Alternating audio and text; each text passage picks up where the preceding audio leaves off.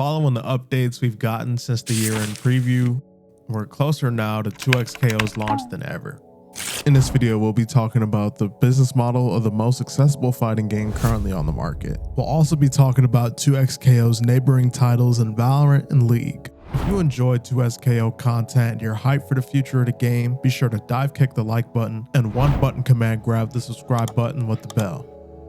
Generally speaking, new FGC players tend to fall in between Street Fighter and Tekken due to their popularity. And I won't mention this game because we already know how Warner Bros gets down. Because 2XKO is 2D and the customization will likely span to skins and colors, I'll be comparing it to Street Fighter.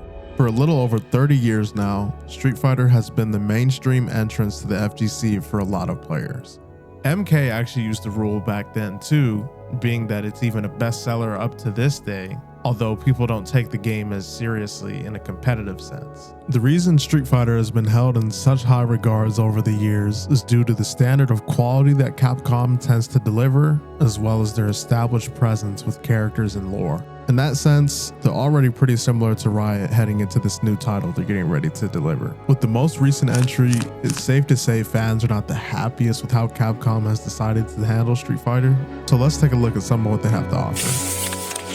Currently, Street Fighter 6 has one full year of DLC characters that have been added to the roster.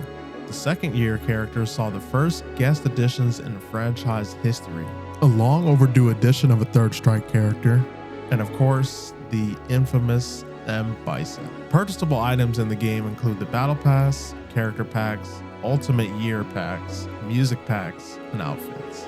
Character packs are anywhere from $20 to $30 depending on the sale, while the Ultimate Pass sits at a $32 to $50 range.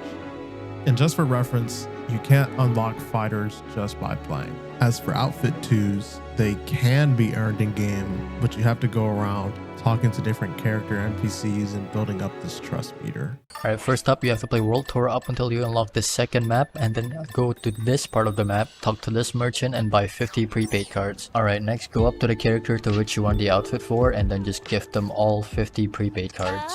You cannot do this at once, you have to do it one by one, but once you... Though, of course, you can just pay $10 to get the fighter coins for it. But wait!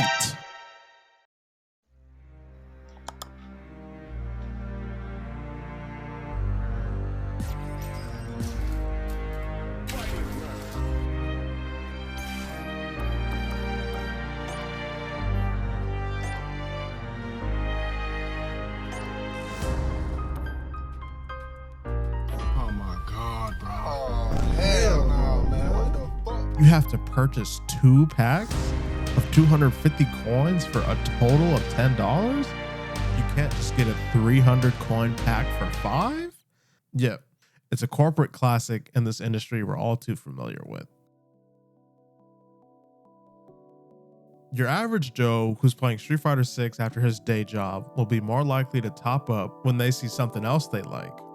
Let's say they get reuse outfit 3 and about a week later they figure, wow, that costume 3 for Cammy looks pretty cool.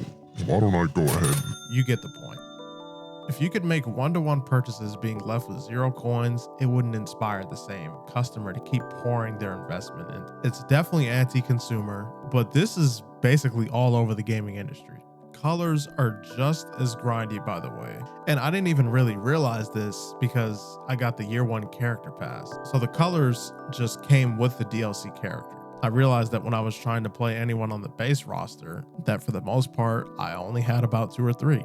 Obviously, this is not to take away from the quality of the game though. Street Fighter 6 has definitely set an industry standard for what a modern fighting game should be across the board, but we're only talking about business model.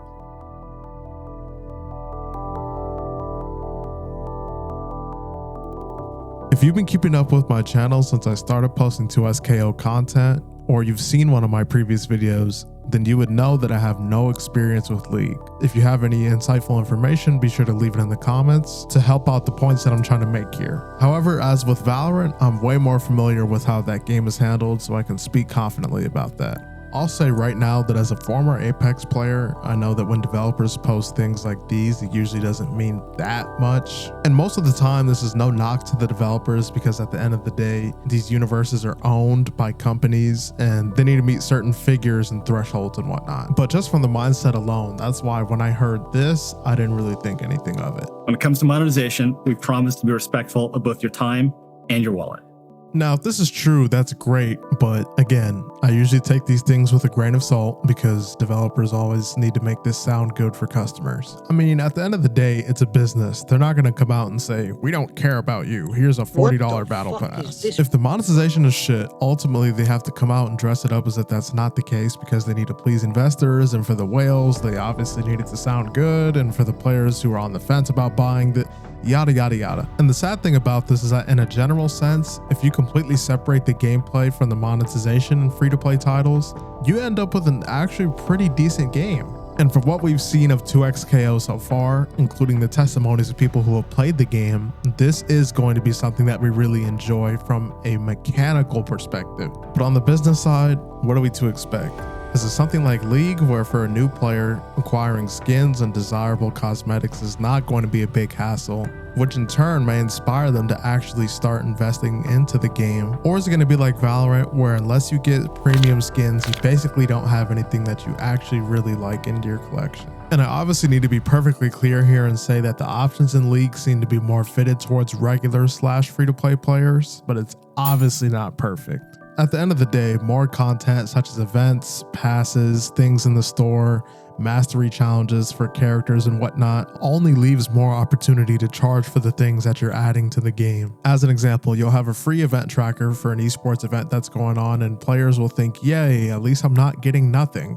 And then when you go ahead and head over to the store, you'll see something like this. And between champ mastery, events, and loot boxes, I'm sure that League has a similar thing like this going on. In my opinion, as long as they manage that well and don't leave too much to be desired for the free-to-play audience, then I don't think it's a huge issue to have something premium that a sizable portion of your player base is going to cave and purchase anyway, while also not leaving too much to be desired from the free-to-play audience, where they think, oh, we missed out just because we decided not to get the $60, $70, $80 bundle. I mean, if you look at the skins that you get for maxing out agent contracts in Valorant, and you compare these cosmetics to, say, the latest featured bundle in the shop, or something they see in their personal shop that they're like, ooh, that looks really cool. I like the animations on this and the colors on that. You won't be surprised as to why new players would just look to the shop and hope they get something good that appeals to them instead of using one of the agent contract skins. And of course, being that they're Riot Games, they can just choose to be the scummiest business model and it would work either way. But if 2XKO is aiming to take the FGC by storm and be the mainstream entrance way to newcomers in this genre, like Street Fighter was to the veterans in our community almost 30 years ago, there's a lot of things that it's going to have to do right, and a good, sustainable business model is one of them. Thank you for watching this video. If you have any philosophies behind how you think Riot Games should run 2XKO, go ahead and leave those in the comments below. I'm interested to see what you think, and I'll see you guys later this week.